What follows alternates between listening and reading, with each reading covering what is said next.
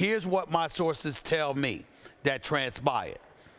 They offered Mike D'Antoni, $5 million max, plus $1 million for every single round you win. So basically, it's an incentive-based contract. Yes, you could get $5 million, but if you win the first round, second round, third round, which is the conference finals, and then the championship, that's an extra $4 million, which gets you to $9 million per year. Now, some people would be appalled because what do you mean an incentive-based contract, et cetera, et cetera? Well, Tillman is saying something different. First of all, I inherited you. You understand? Let's be very, very clear about that. I only took over ownership of this franchise a couple of years ago. I inherited you. I supported you.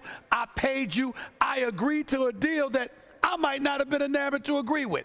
Chris Paul, $47 million a year at age 37 when his contract is up. Remember, that was a promise made to Chris Paul by Les Alexander.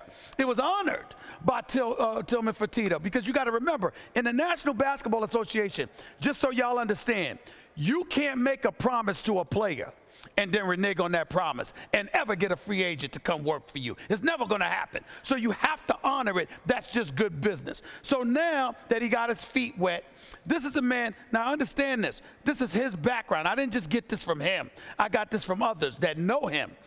Tillman Fertitta started out with one business, about $5 million, whatever. The man's worth over $5 billion, okay? His attitude is, I grind, I pound, I take risk. I deserve to be rewarded because this is what I accomplished, and I bet on myself. He ain't interested in damn guarantees. And the reason why he ain't interested in guarantees is because he's saying, wait a minute, you lost to the Golden State Warriors last year. We built this team around you. This time around, I was with him, Max, before Game 6 of the conference semifinals. And that man sat up there and said to me, quote, Stephen A., we can't lose this game. Now, we should win, but you know what? Stuff happens because they're a great team. But if we go back and lose it to Oracle, that's entirely different than losing in Houston at the Toyota Center without Kevin Durant to deal with. And you still lost by giving up 33 to Steph Curry in the second half after scoring and him scoring. When that buzzer sounded, if you remember, Max, I came on the air the next day, Max, and I said, I saw Fertitta get up and storm off the court before the final buzzer sounded. He was ticked. And then you saw him address the media thereafter. The man ain't playing. And what he's saying is, I'm after a championship. I don't want to hear about you wanting a contract extension when you just got knocked off by Kevin Durant, let's go to State Warriors in the semifinals. And I support that theory. I support it. I appreciate the fact that when a guy takes over or a person takes over a business, the incumbent who's running it, under them, they usually it works this way. A new GM comes in or whatever. The coach can't just be good. We know D'Antoni's a good coach. We know Luke Walton's a good coach. Has to be great to save their job usually because the new regime wants their people in place, right? And there's a reason there's a new regime. It's because you haven't won a championship probably. Okay, so I appreciate that. Let me say this. You said under D'Antoni they can't win a championship. Under most coaches, most teams are incapable of winning a championship. Okay. Under any coach, most teams are incapable of winning a championship because championships are really hard to win. You not only need to stack the talent really high, you need a coach who knows how to get the most out of it. You need players to have chemistry, the whole thing. Daryl Morey has seen, it's not an indictment of D'Antoni, I don't think. And I think D'Antoni could win a championship with Bizdelic as a D coordinator. I think they let him go. I know. I think the Rockets came as close as they could, and they've been moving backwards since then. I think Daryl Morey has recognized this group has gone as far as it can go. Chris Paul's contract I'm not going to be able to get out of.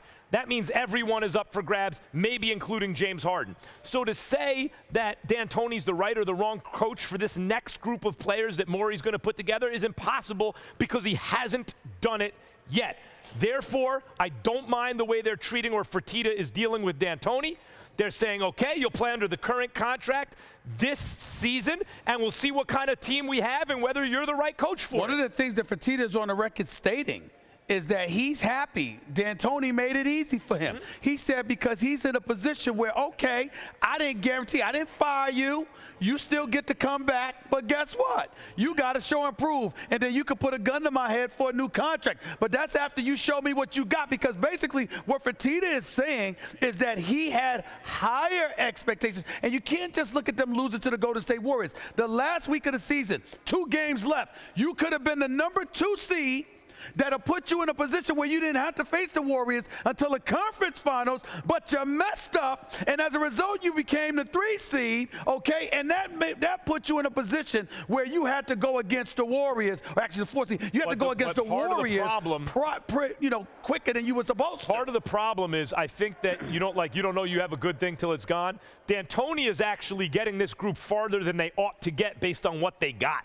Like, Chris Paul is really in decline. And as you said, Fertitta honored a contract, which is probably the right thing to do for his franchise long term, and is in deep to a guy who's in decline. So James Harden is an excellent player who under D'Antoni's system looks even better than he is, and D'Antoni's getting him deep into the playoffs without a whole lot. But you can talk about Chris Paul declining all you want to. I could make the argument that the system really exacerbates that situation. Maybe. Why? Because if you got a dude in his 30s and you pushing the ball up the damn floor all the time, maybe when you've got elder statesmen in the league, you slow it down a little bit and dictate pace. Because if Doc Rivers had Chris Paul, I don't think we'd be looking at Chris Paul and saying, excuse me, he's declined. How many finals did Doc Rivers get to with Chris Paul? I understand that. And they had a crew. I understand that. Well, Blake Griffin and DeAndre Jordan, don't get me started with some of the things. Come on now. They were all-stars back then. You know what time it is. All I'm saying is that when you look at Chris Paul, we look at Chris Paul and we recognize the fact that this dude is a floor general extraordinaire. Maybe, just maybe, you might need to modify a system a little bit so you're not taxing guys so much. If Chris Paul's still there. Like, let's see who still winds up there. No, I'm just talking about.